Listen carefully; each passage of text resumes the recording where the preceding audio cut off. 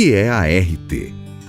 A Anotação de Responsabilidade Técnica, ART, é um documento oficial emitido pelo CREA e indispensável para o exercício profissional da engenharia, agronomia e geociências. A ART certifica quem são os responsáveis pela execução de trabalhos das áreas tecnológicas.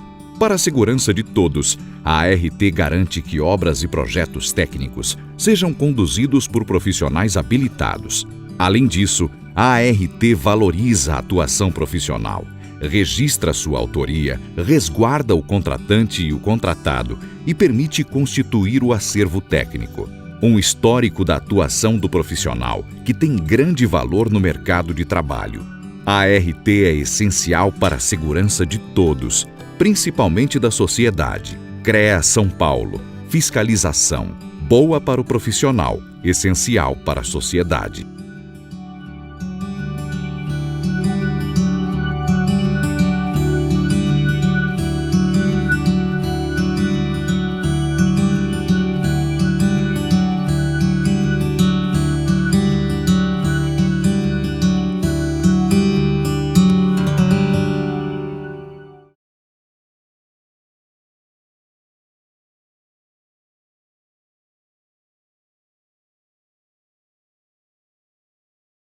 Meu nome é Frederico, eu sou professor do curso de Gestão Ambiental da FATEC aqui de Itapetininga e eu vim aqui hoje na Associação de Engenheiros da região de Itapetininga conversar com vocês um pouco sobre a questão do gerenciamento dos resíduos sólidos, em especial os resíduos da construção civil.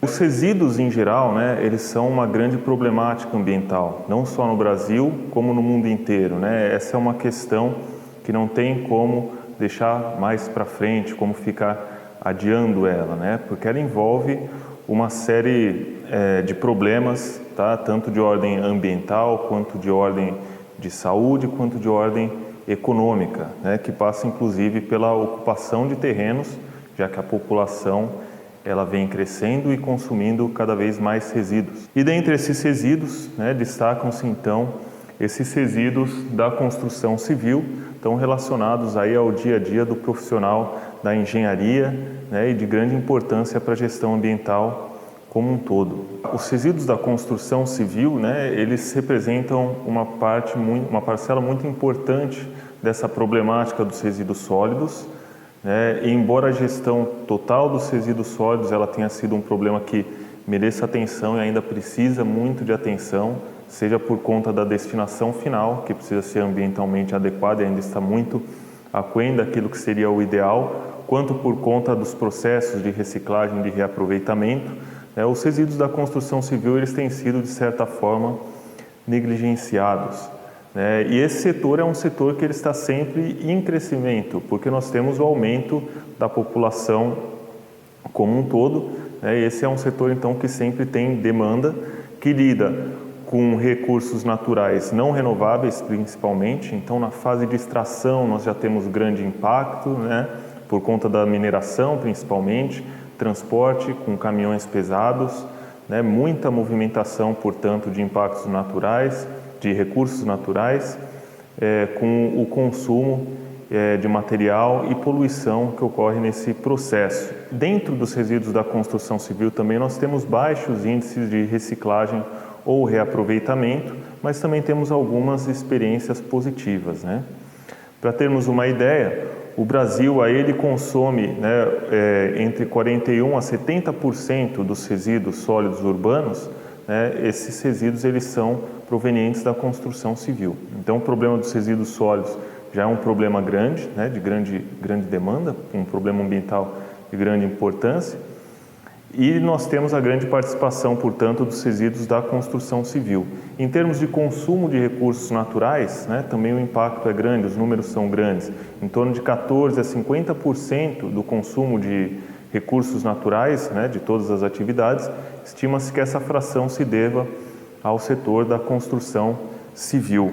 Então, o que ocorre? Quando nós temos esse gerenciamento inadequado dos resíduos da construção civil, a consequência é que eu vou ter maior degradação dos recursos naturais, porque eu vou ter que extrair mais devido à baixa eficiência, devido ao baixo aproveitamento, e também vou ter maiores índices de poluição, porque eu tenho maior necessidade de processos industriais, né? Então, os dois pontos chaves aí, antes de gerar o resíduo, né, seriam a eficiência e a produção de materiais de maior durabilidade ou processos com maior eficiência, né? Todos esses fatores, eles levam a perdas econômicas em toda a cadeia produtiva e isso faz com que se aumente o custo social, por exemplo, o custo da própria obra, mas também o custo do material. Quando nós temos a gestão feita de forma adequada, portanto, o que vai ocorrer? Nós aumentaremos a eficiência, reduziremos a pressão sobre os recursos naturais, porque menos material precisará ser extraído, né? A mineração é uma atividade de grande impacto, é uma das atividades de maior impacto que nós temos, né? Então, o reaproveitamento desses recursos leva a menos mineração, menos produção menos queima, de combustíveis fósseis, né? Por conta do transporte, menor ocupação de espaço disponível, porque nós temos então essa proporção de cerca de 70% dos resíduos, né? São resíduos volumosos, e quando você faz, portanto, essa destinação adequada, no final você também tem o benefício econômico e sanitário. Para se ter uma ideia, essa estimativa nós não temos especificamente para resíduos da construção civil, né? Mas um estudo de 2012 ele calculou aí que a cidade de São Paulo, na época, ela perdia em torno de 749 milhões de reais por ano por conta da falta de gerenciamento adequado dos resíduos sólidos, né? Aqui pensando nos resíduos domiciliares, principalmente. O da construção civil ele não estava incluso neste cálculo, tá? Cerca de 75%, esse dado também é muito importante, dos resíduos da construção civil, eles não são provenientes das grandes construções, como muitas vezes se imagina, mas eles vêm de reformas e construções muitas vezes informais, que por vezes inclusive não tem um profissional habilitado ali gerenciando aquele processo, que são as pequenas reformas, né? E desse dado, a importância da educação ambiental, da conscientização da população, da fiscalização pelo próprio poder público, né? As pessoas, elas precisam, a população precisa entender que quando ela faz uma reforma, ela precisa prever nos seus custos a destinação desses resíduos, né? Que também é de responsabilidade daquela pessoa, né? E isso culturalmente não é feito. Aí o que acontece? As pessoas acabam depositando os resíduos em qualquer local, né? Em locais inadequados.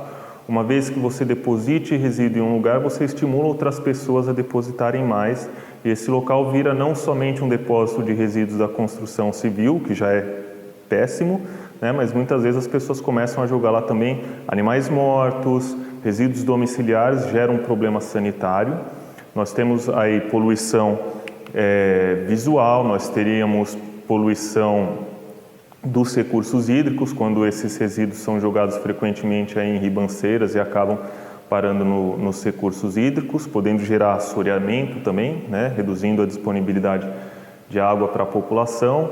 A desvalorização imobiliária, onde acontecem esses depósitos irregulares, né? Além de abrigo, né? Para vetores de doenças como o mosquito Aedes aegypti, ou para a fauna de animais peçonhentos, né? Como escorpiões, aranhas, né? Então todos esses são problemas por conta do mau gerenciamento de resíduos da construção civil.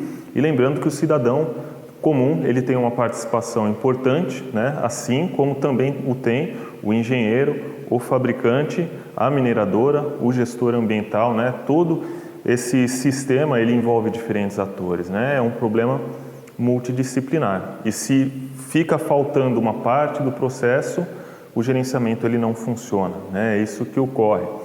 Então, aqui, né, apenas tem essa foto aqui para lembrar da ligação, né, entre o desperdício da construção civil, que muitas vezes ocorre, e problemas ambientais decorrentes de atividades de mineração, né? Seja ela mineração de areia, mineração de granito, de ferro, né? Todas elas geram um grande impacto, né?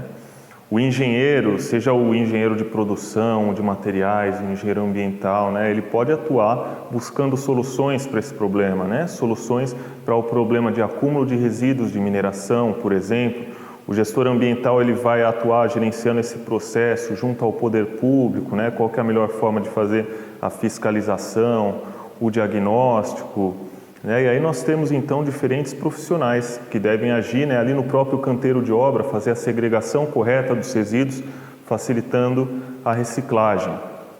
Né? O resíduo da construção civil, ele é um resíduo com características variadas, né?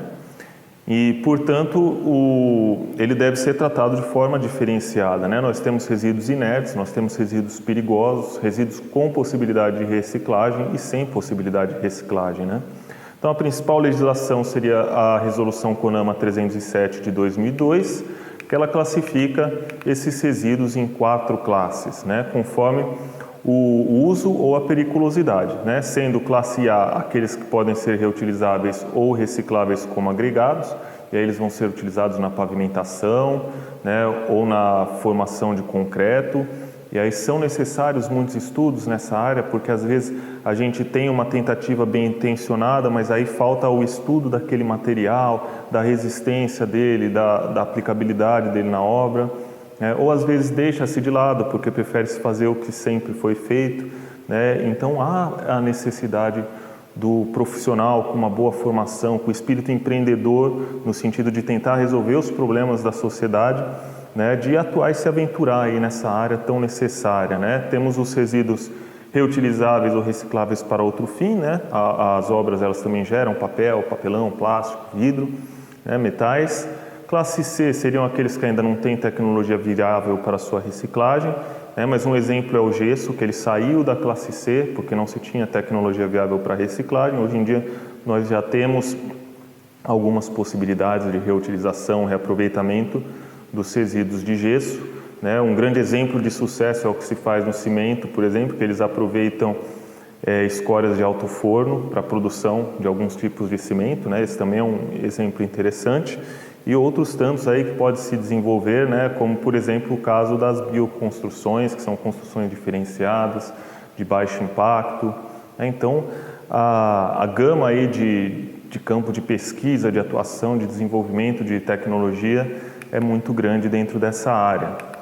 Então, sempre lembrar que essa responsabilidade está até de acordo com a nossa política nacional de resíduos sólidos, que vem de uma diretiva mundial, ela é compartilhada, né? Eu tenho a segregação, a distribuição, a produção e a destinação final, né? E cada fase dessa tem seus atores específicos. Portanto, se eu falho ali com a minha obra no momento de fazer a segregação do resíduo, não adianta o fabricante ou o comerciante ter a boa vontade de recolher o produto e dar a destinação adequada, porque eu já misturei ele com resíduo comum, né? E ou eu estou jogando ali na rua, no terreno baldio, gerando um problema para os outros, né? A externalização do custo ambiental, né? Ou seja, eu não estou sendo responsável por aquilo que eu gero, né?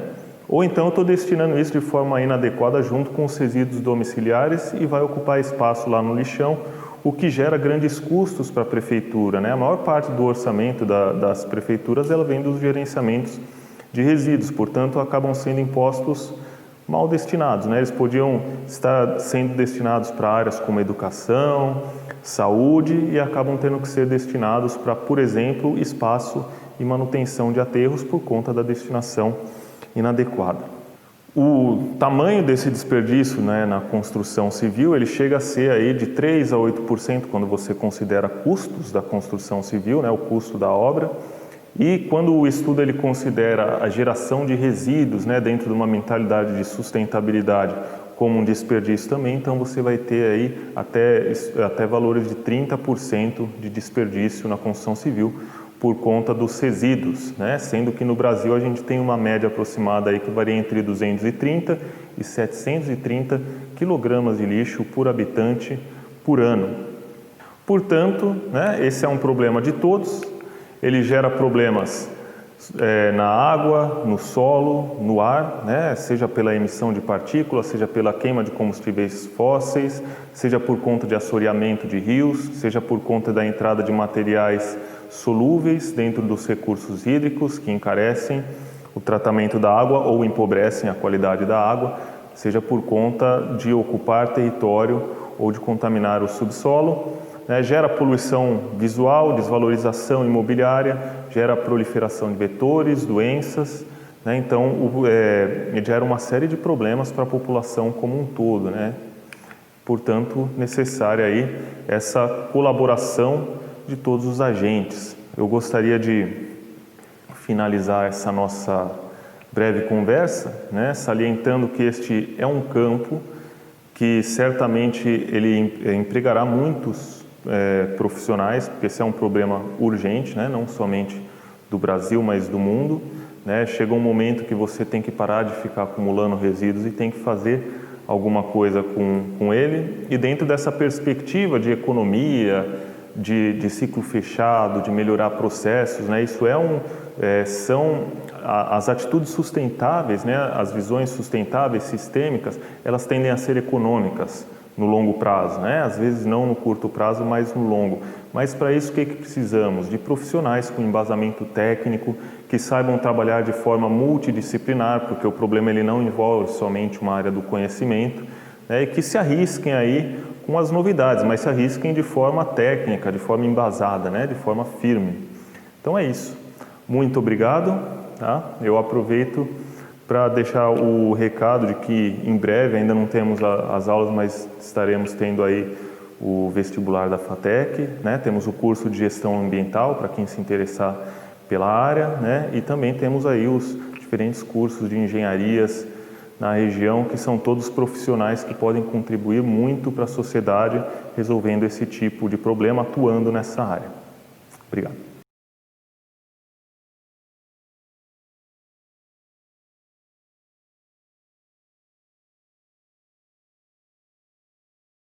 Quero cumprimentar a todos, especialmente os associados da AERE, Associação dos Engenheiros da Região de Itapetininga.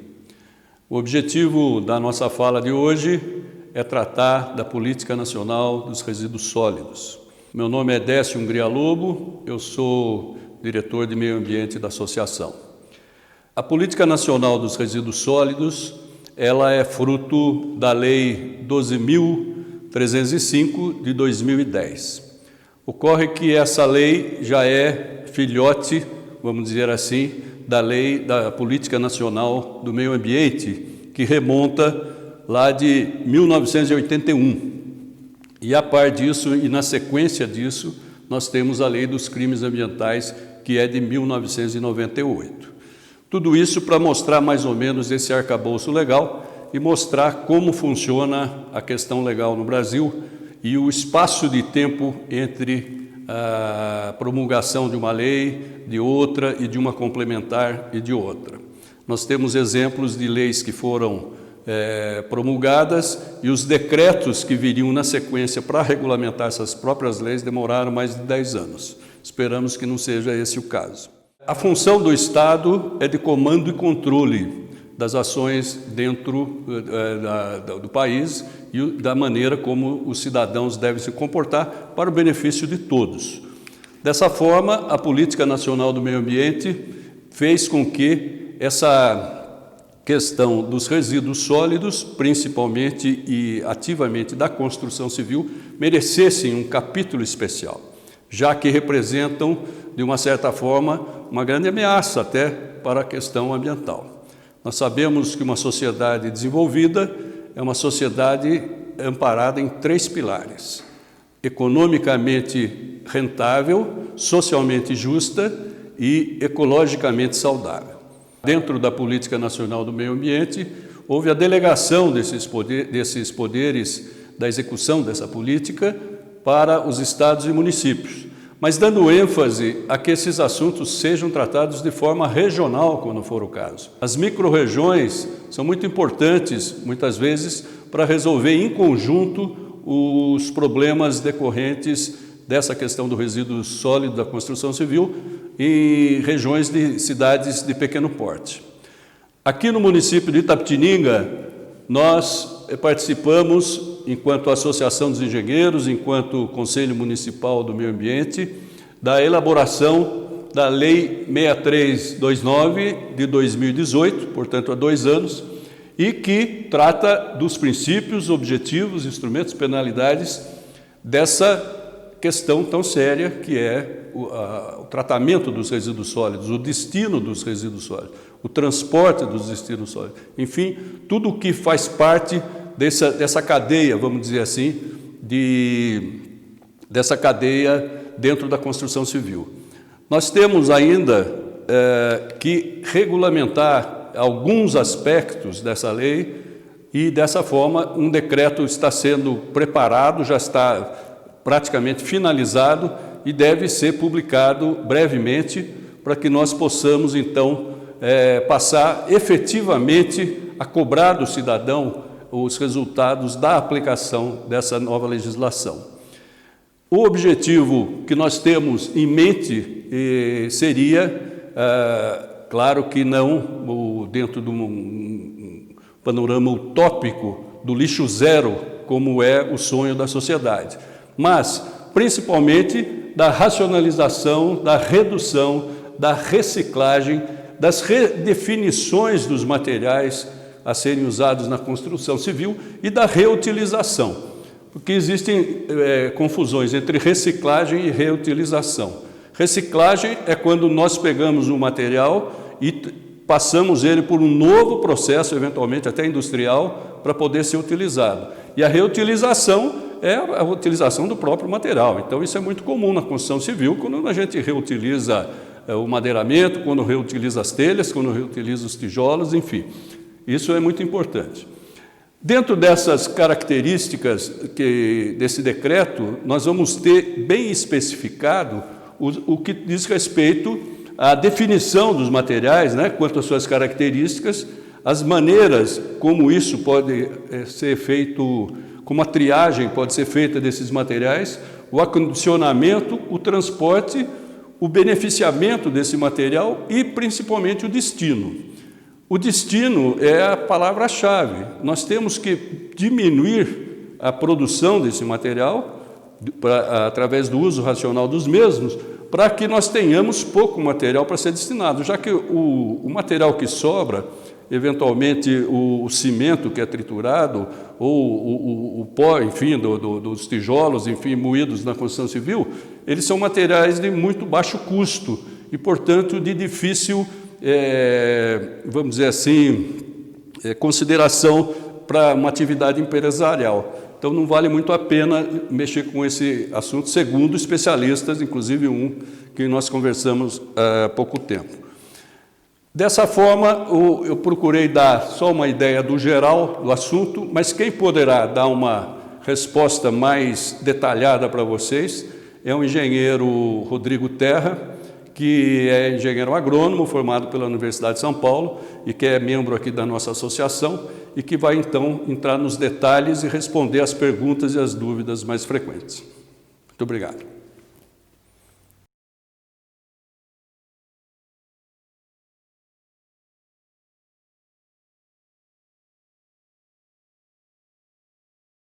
Primeiramente, eu gostaria de agradecer o convite da Associação dos Engenheiros da região de Itapetininga.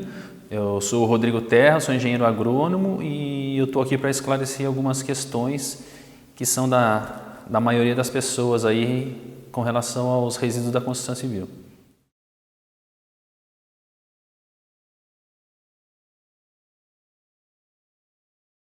Nessa cadeia da construção civil, todas as pessoas envolvidas são responsáveis, desde o proprietário da obra até a pessoa que vai executar a obra e a pessoa que vai transportar esse material e a pessoa que vai dar a destinação final desse material. Então, o ciclo completo, todas essas pessoas possuem responsabilidade quanto à geração desse resíduo.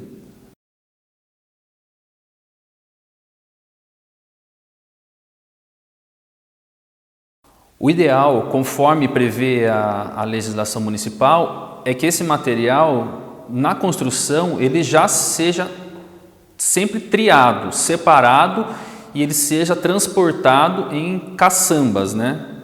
Até uma área de disposição onde esse material vai ser posteriormente triado novamente e depois encaminhado para a reciclagem ou para a reutilização. Somente aqueles tipos de resíduos que atualmente não existe tecnologia para para reciclagem ou reutilização é que serão encaminhados para aterros de resíduos de construção civil, não aterros de resíduos domiciliares.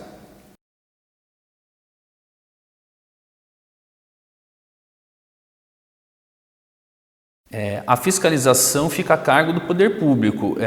Conforme a lei municipal, a Secretaria de Meio Ambiente é o órgão responsável pela fiscalização dos resíduos da construção civil. Ocorre que está para ser publicado um decreto que vai regulamentar de maneira mais efetiva essa fiscalização. Como que vai funcionar isso? A pessoa, no momento que ela for apresentar o projeto da obra, da construção na prefeitura, juntamente com o projeto da obra, vai ter que ser apresentado um plano de gerenciamento dos resíduos que serão gerados nessa obra.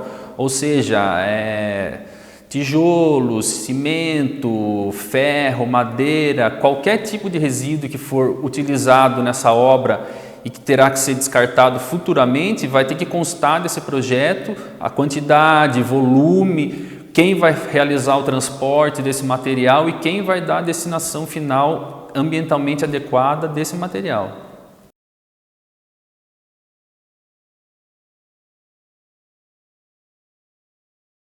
Atualmente, o nosso município conta apenas com uma área de triagem e transbordo. O que seria uma área de triagem e transbordo? É uma área que ela é licenciada pelo órgão ambiental, a CETESB no caso, para o recebimento desses resíduos da construção civil. Nessa área os resíduos são separados, são triados e são encaminhados para reciclagem ou reutilização. No caso seria possível a construção de uma usina de reciclagem no nosso município, mas eu acredito que para o poder público construir ficaria um pouco mais complicado, mas a iniciativa privada seria interessante.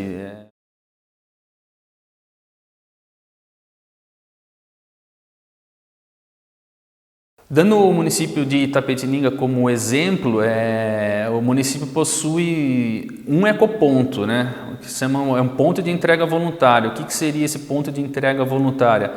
É um local disponibilizado pela Prefeitura de Itapetininga, onde conta com 7 caçambas e o munícipe, que no caso gere resíduos de até 1 metro cúbico, pequenas reformas, pequenos reparos, a Prefeitura recebe esses resíduos sem custo para o munícipe, Mas esses materiais já devem ser levados sempre separados, como reciclável, madeira, entulho, tem que estar sempre separado e a prefeitura vai dar posteriormente a destinação adequada para esses materiais.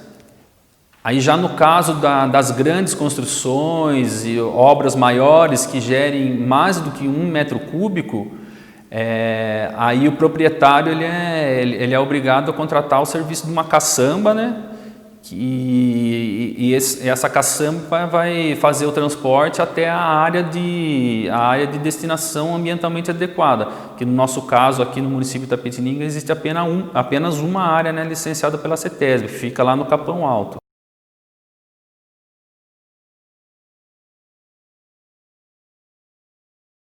O grande problema do descarte incorreto, qual seja em lixo doméstico, é que esse tipo de material eles ocupam grandes volumes e tem um peso considerável. E os aterros de resíduos domiciliares, eles têm um custo muito alto, O custo do metro cúbico, da tonelada nesses aterros são bem maiores do que num aterro próprio, que seria um aterro de resíduo da construção civil,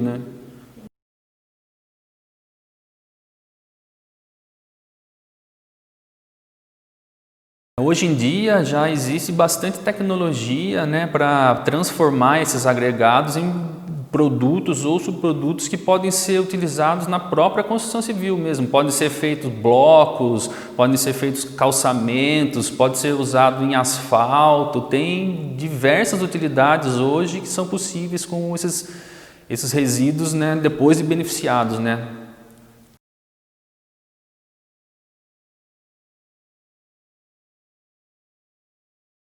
Para finalizar, eu queria fazer um apelo a todos os envolvidos, Desde o proprietário da obra, o construtor, o transportador, a pessoa que recebe esses resíduos lá no final da cadeia, que é importante todos trabalharmos juntos, porque se esse material ele é feito descarte de maneira incorreta, os custos que vão gerar para toda a sociedade serão muito maiores.